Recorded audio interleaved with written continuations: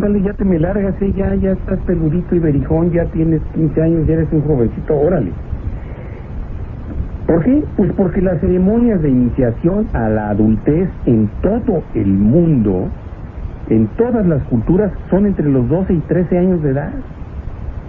Por eso en el caso de las comunidades judías, pues se hace una celebración que se llama Bar Mitzvah, y es para... El joven ya tiene autoridad social, competencia, habilidades y capacidades para ser adulto, para casar con Z y para casar con S. Esa es una ceremonia de iniciación. En todas las culturas se ha tenido, en el México prehispánico. Pues sí, pero a partir de los 60 resulta que a los 15 años eras un niño, todavía no tenías derecho a nada. Pues pobrecito, ¿cómo se va a ir de la casa? Se va a volver drogadicto, se va a volver hippie, se va a suicidar, va a tener un accidente, lo van a violar en la calle, etc. Eso jamás existió en épocas anteriores. Aunque los problemas sí existían. Por supuesto, sí. O sea, la doble moral de la que tanto has hablado. Porque lo que afecta es la convivencia con el problema de la pareja de padres. Pero ¿cómo te iban a afectar si te ibas? Sí, porque los asaltos, el incesto, la violación, las madres solteras, toda la vida han existido. Así, a mí me fueron de mi casa a los 15 años de edad. Entonces los conflictos que tuvieron mis papás hasta los 60 años de casados llegaron a los 60 y después se murió mi papá. Pues no me afectaron en nada.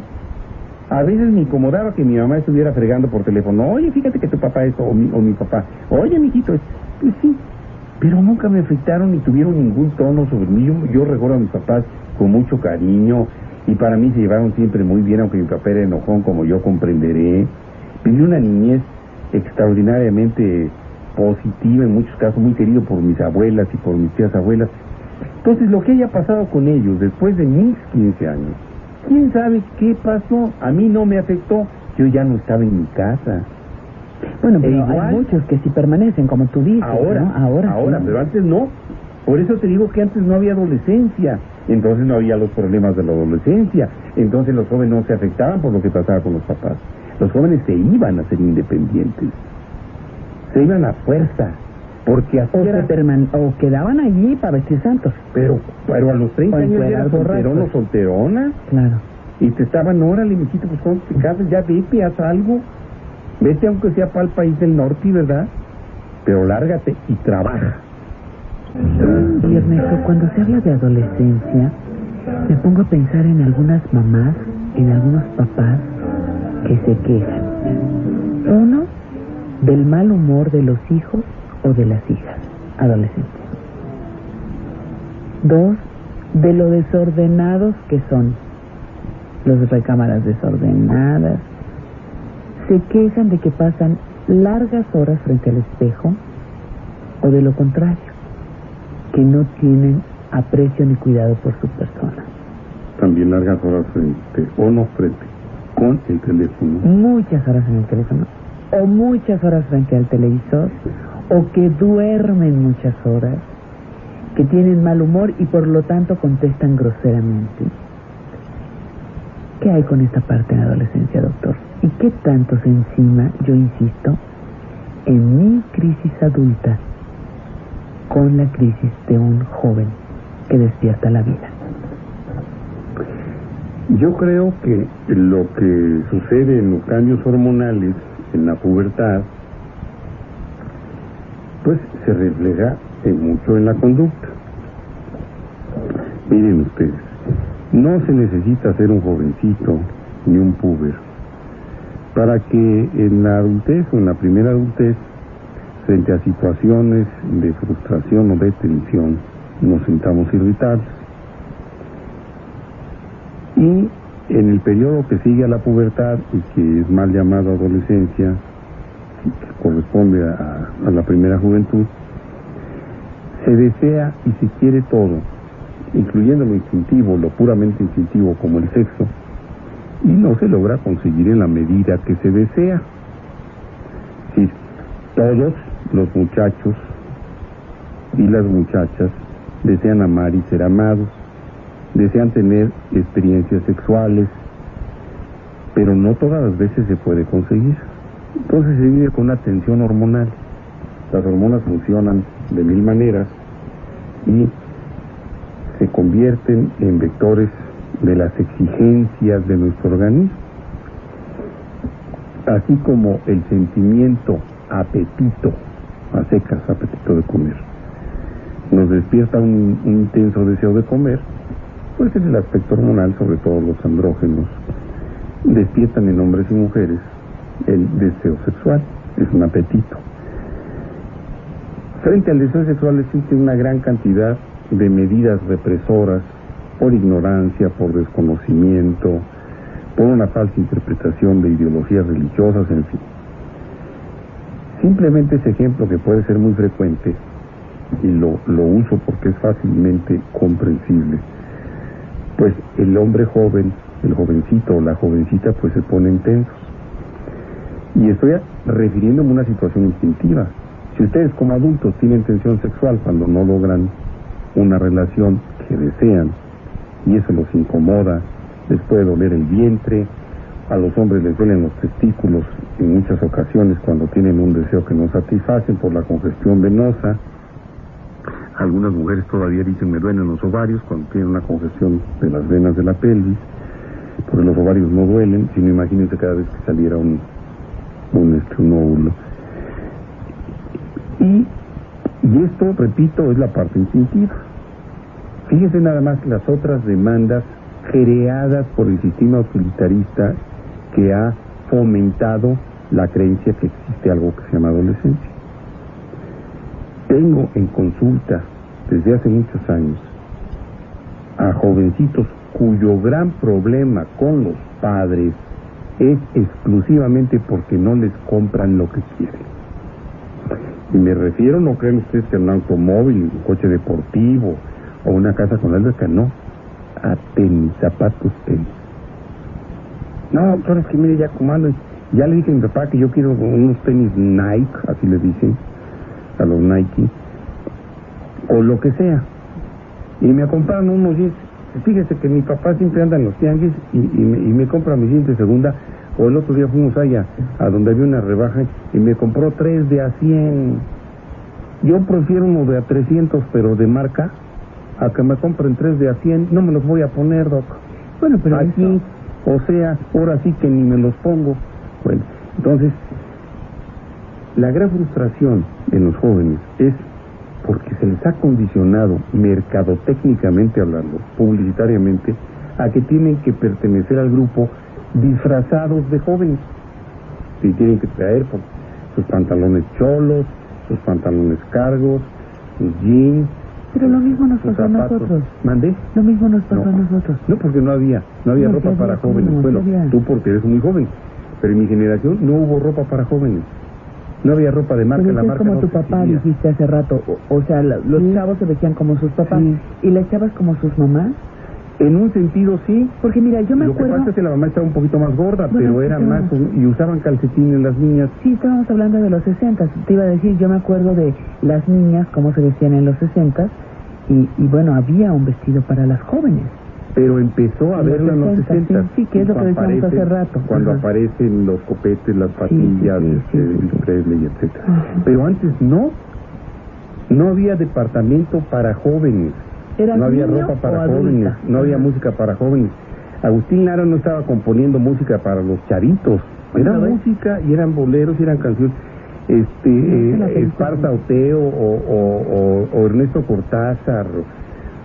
E incluso en su primer tiempo Rubén Fuentes no estaban haciendo música para adolescentes. Y yo me imagino que Jorge Negrete se vistió a los 18 años como se vistió a los 24 y como se vistió a los 30. ¿Sí? No había diferencias. No me imagino a Jorge y ahora hasta ídolos, 6 años queriendo hacer alguna cosa con tenis y calcetines blancos, bien remangados, y con pelo a la brocha. No se acostumbraba, ni me imagino a Mario Moreno Cantinflas yendo a una tienda departamental. Oiga, quiero unos pantalones cargo de los que son así enchotes, órale. No, bueno, ni iban al Museo del Chopo. Al Museo del Chopo íbamos a ver los esqueletos de los dinosaurios. Los borregos de 3 cabezas, las mariposas gigantes, las pulgas vestidas. Ni había programas para jóvenes, no había Chabuelos, ni había Tatianas, ni había Luceros, ni Luceritos, ni Lucerititos. Ni Face, ni Shakira. No, nada, no había Muy de bien. ni chuchas. Uy, doctor, pues qué aburrido. A ver, mira, mi experiencia sobre la violencia en mi adolescencia, pues yo creo que normal, ¿no? O sea, entramos en una etapa de pleito con los padres, ¿no? Porque no nos conformamos con lo que ellos nos piden, no les gusta lo que nosotros hacemos, pero de ahí en fuera fui muy apoyado, para el estudio tuve todas las oportunidades, el problema está en que no me gustó el estudio, preferí dejar de estudiar, meterme a trabajar. Me costó un poco de trabajo, fue un poco difícil por lo mismo de no tener estudio, pero tuve un amigo que me ofreció la facilidad de meterme a trabajar. De ahí en fuera, pues dije, ok, ya que no voy a estudiar, tengo que desempeñar bien el trabajo, ¿no? Y esforzarte. Y pues sí, prácticamente en mi trabajo he estado muy bien. O sea, me salí de ahí del trabajo porque me había aburrido ya. Fueron 2 años los que estuve laborando, pero me aburrió y dije, ok, ya estuve un rato aquí, aprendí. Ahora voy a buscar otra clase de trabajo, a ver qué más puedo aprender. Y así, haciendo un pequeño conjunto de actividades, ¿no? Y no sé, más adelante, de todas ellas, te puedes decidir por alguna, la experiencia que tomaste te puede servir. Puedes, no sé, poner algún negocio o algo así. Ernesto, pero en el comentario anterior no hablaste de la indecisión, por ejemplo, que este joven nos acaba de marcar. Mira, La indecisión o la decisión por cosas que a veces no te convienen tanto. cuando los sociólogos empezaron a hablar en términos de adolescencia alrededor del principio de los años 60, algunos psiquiatras intentaron definir las características de la adolescencia. Lo que estaban haciendo era definir las características de la primera juventud. Entonces hablaron de características normales de la adolescencia. Yo diría características normales de la primera juventud. Y hablaban de, primero, inestabilidad. Es totalmente explicable. Un individuo en crecimiento, un individuo en proceso intenso de cambio, cambios hormonales, cambios fisiológicos, cambios conductuales, cambios académicos, obviamente es inestable, está pasando de un estado a otro. Por eso es característica normal. 2. Lo que algunos llaman inmadurez. Pero por supuesto, imagínate que es un joven maduro. Ay, no. Es un joven que está viviendo experiencias y que es lo un van a proceso llevar de aprendizaje a la maduración, es a hacerse cargo de sus responsabilidades. Esa es la maduración. La maduración que tiene que ver con experiencias, pero también con tiempos. No se puede madurar precozmente, aunque algunos se vieron obligados a madurar en algunas áreas precozmente. El individuo que se ve obligado a trabajar a partir de los 10 años de edad, pues va madurando en el aspecto económico o en el manejo del dinero o en las experiencias del trabajo desde los 10 años, como sucede con los jóvenes campesinos, para poner un solo ejemplo. Luego, inestabilidad, inmadurez, búsqueda de la satisfacción del sexo como condición normal de la adolescencia, que se puede derivar de muchas maneras, aunque la sexualidad esté presente muchos años antes. Muchos años antes. Porque hay gente pero que a partir piensa de la que en ese pubertad, momento... ¿qué sucede entonces? Que hay jóvenes que van a sublimar su sexualidad, ¿sí? La van a pasar a un plano, entre comillas, de altura espiritual, y son los que se van a sentir enamorados, se van a aficionar a la poesía y van a estar todo el tiempo soñando con Brooke Shields o con... Tienes los amores platónicos. Sí, todo, ahí te enamoras del maestro, de la maestra, de la tía, de la cuñada, de un artista. De un artista también. Te vuelves fan de Luis Mirrey, de todo. Bueno, hay jóvenes a los que inclusive les llegó a gustar Juan Gabriel. Pues yo creo que ahora en estos tiempos la adolescencia está tirando por sus lados, o sea, no dejan que sus padres los lleven como era antes, ¿no? De la mano, diciéndoles, enseñándoles o aprendiendo de ellos. Ahora ellos se dedican a lo suyo y nada más. Mire, yo no tuve quien me guiara, sino la experiencia de mi madre. A mi madre me decía, ¿sabes qué, hijo? Que hace falta para para atender a tus demás hermanos. Pues yo me dediqué a trabajar, y yo a base de ver a mis mayores, que eran donde yo trabajaba, mi patrón, mis compañeros, así fui aprendiendo yo, y yo me juntaba más con los grandes que con los de mi edad, hasta determinado tiempo, ¿no? Bueno, fíjate que yo convivo con personas que fueron fanáticas de Rafael cuando eran jovencitas. ¿Quiénes fueron tus ídolos de juventud? Ya se murieron, doctor. Eran de piedra. ¿Cómo? Todavía. Eran de piedra todavía, los normales. Este es como el maestro Ruiste, que es contemporáneo del pastorcito oaxaqueño, que cumplió años hace unos días. Pero esa es otra de las grandes cualidades de los adolescentes. Buscan, mira, hay una canción de Maldita Vecindad, si no me equivoco, donde le dice: "Ey, pa, fuiste pachuco, también te regañaban. Ey, pa, bailabas mambo, tienes que recordarlo". Y lo digo por el señor de la encuesta anterior, que decía que antes a los adolescentes los orientaban sus padres y les hacían caso. Sí, ¿cómo no?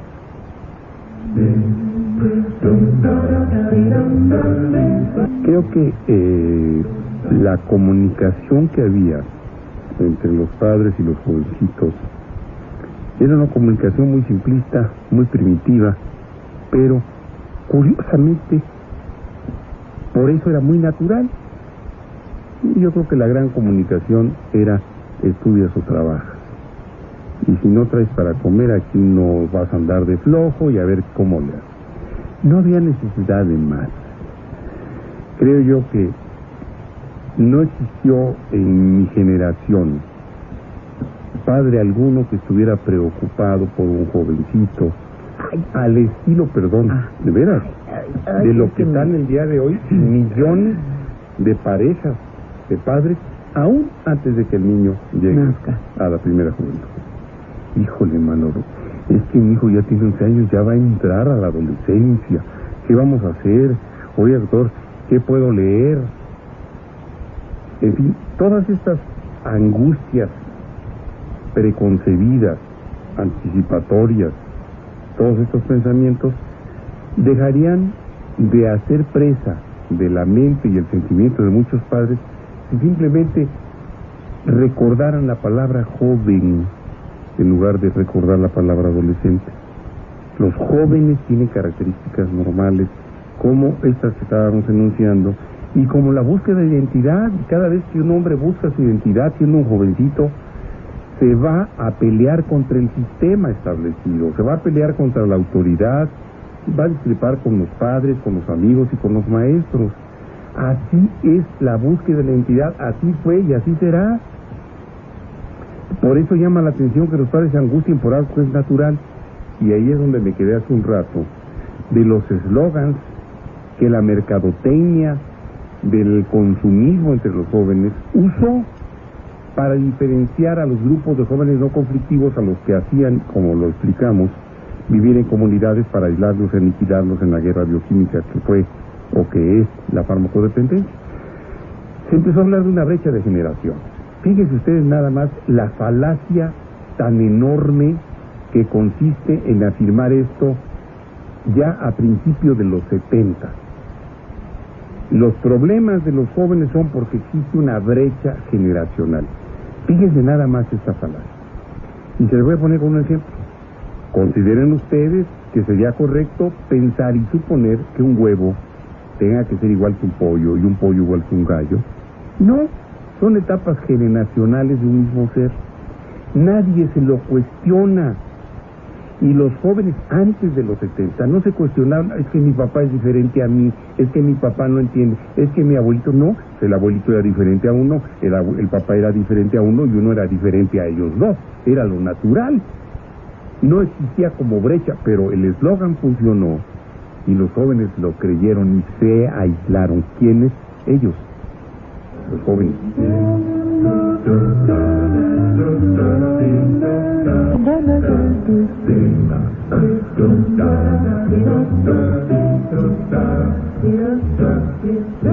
La Moglia, pero yo te decía, esos jóvenes de hace muchos años, de esos 60, de esos 70, pues son los rucos de ahora, o somos los rucos de ahora. Yeah. Y eso ya pasó, pues, o sea, eso no te autoriza a que tú invalides ahora como adulto lo que viven los jóvenes.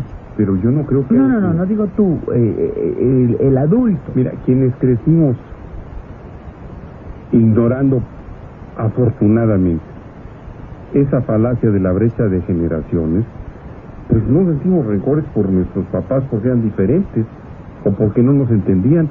A mí me hubiera preocupado muchísimo que mi mamá o mi papá me entendieran. ¿Cómo iba a entender a un escuincle medio loco que se la pasaba leyendo o tocando el piano y trepado un cerro solo? Pues no. Mi papá me hubiera entendido muy bien si a mí me hubiera gustado el fútbol, si me hubiera gustado leer el esto. Pues a lo mejor te entendió también, fíjate, a lo mejor te entendió también que te corrió de su casa. Sí, porque me expulsaron de la escuela. Por eso digo, a lo mejor te entendió. Y dijo, bueno, también. aquí no entras, no regresas hasta que no traes para comer, cuate. Entonces está bien, perfectamente bien. No hubo necesidad de entender nada. Lo que hubo que hacer es hacer algunas cosas, como las hubiera hecho su papá, mi abuelo, como los hubiera hecho cualquier papá mexicano. Ya te expulsaron de la escuela, pues tienes que ponerte a trabajar. Bueno, no cualquier papá mexicano, y sabes que aquí hay muchos que nos han llamado y que hacen como que pobrecito, le voy a dar una 80ª oportunidad. Sí, ¿verdad? Límites, esos son importantes en la adolescencia. Yeah. Bueno, para mí la relación con mis padres no fue muy buena, que digamos, puesto que ya ahorita ya no viven conmigo, ninguno de los dos. Pero en sí, voy bien, o sea, con mis hermanas me llevo de maravilla, tengo 2 hermanas y la verdad, pues entre las 3 sí hay mucha comunicación. De acuerdo, en la escuela, pues sí tuve un poquito de problema porque pues le eché flojera y el despapalle y todo. Pero ya ahorita ya pensándolo bien en todo eso, no, pues dije, no, pues le voy a echar ganas porque si no, y sí, ya ahorita ya, o sea, me llevo bien con todos y más que nada con las relaciones que tengo con mis amigos son muy buenas porque hay mucha comunicación entre ellos y pues si hay algo que no les guste algo, pues me lo dicen. A veces no me gustaba alguna cosa y no lo hacía y por qué lo voy a hacer, ¿no? Pero ya después se razona bastante lo que se dice en la adolescencia y es muy difícil ir madurando porque hay muchas etapas que realmente no las esperas.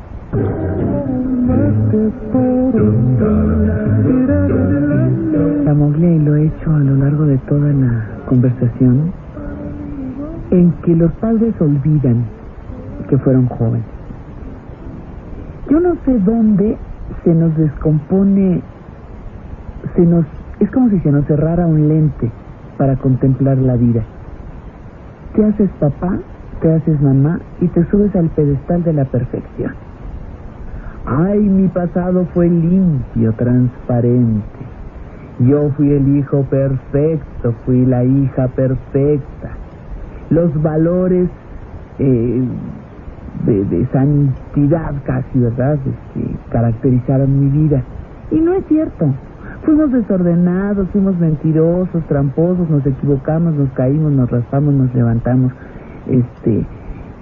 Y por eso cuesta más trabajo entender a los jóvenes, no a la adolescencia. Tú también tuviste mal humor, tú también no te gusta. No tú. Bueno, uno también tuvo mal humor, uno también se rebeló porque mira, los copetes a la Elvis Presley crearon escándalo.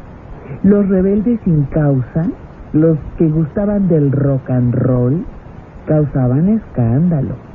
La minifalda, las chicas a gogo, las chicas de los 50, había madres solteras de puños, doctor.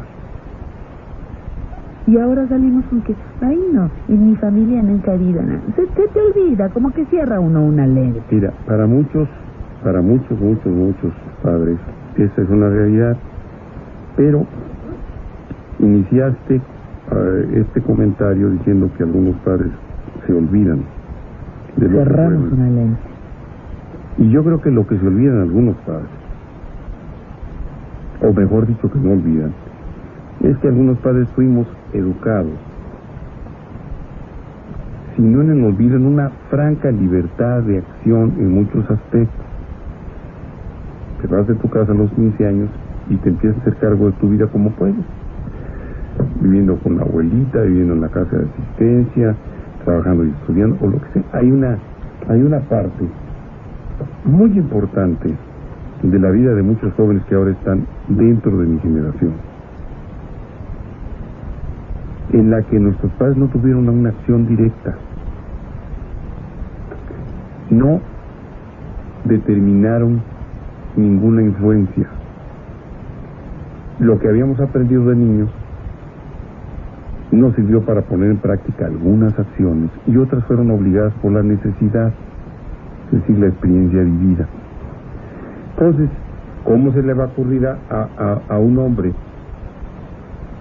cuyos padres no intervinieron de manera directa o controladora, orientadora o desorientadora en su formación, cómo se le va a ocurrir a alguien como padre empezar a tratar de orientar o de entender a los jóvenes? No, ellos tienen que aprender su propio camino. Y aquí es donde entra el apotegma de la pedagogía. Todo lo que yo haga por un hijo mío, él lo va a dejar de hacer por sí mismo, hasta pensar. Mira, cuando mis hijos empezaban a crecer y me preguntaban, papá, ¿qué es esto?, yo les respondía, ¿qué has pensado que sea? Porque yo no sé. Ah, pues yo creo que es esto y esto y esto y esto. Ah, bueno, pues eso debe ser. ¿Cómo le hago para esto, papá? Pues ¿cómo has pensado hacerle? Yo no sé. Ah, pues así, así, así, así, así. El tener un padre inútil como yo ha sido una ventaja para los hijos de los del conducto. No sé para otros cómo sería tener un señor como papá que no sabe prender la videocasetera, que no sabe manejar una computadora, que no sabe inglés, que no sabe componer la plancha, que no sabe cambiar un foco, que no sabe hacer huevos fritos sin que se rompan las yemas, etcétera. Es más, no sé ni por quién voy a votar. Entonces, pues definitivamente un ser tan inútil da origen a hijos útiles, porque se tienen que ocupar ellos de sí mismos. ¿Por qué? Porque el papá no les resolvía nada. Era un mojón con ojos sentado ahí en el sillón ahí del consultorio. Y yo, oye papá, yo recuerdo incluso un día que llegué a Orizaba, me acompañó mi hijo Balam, que manejaba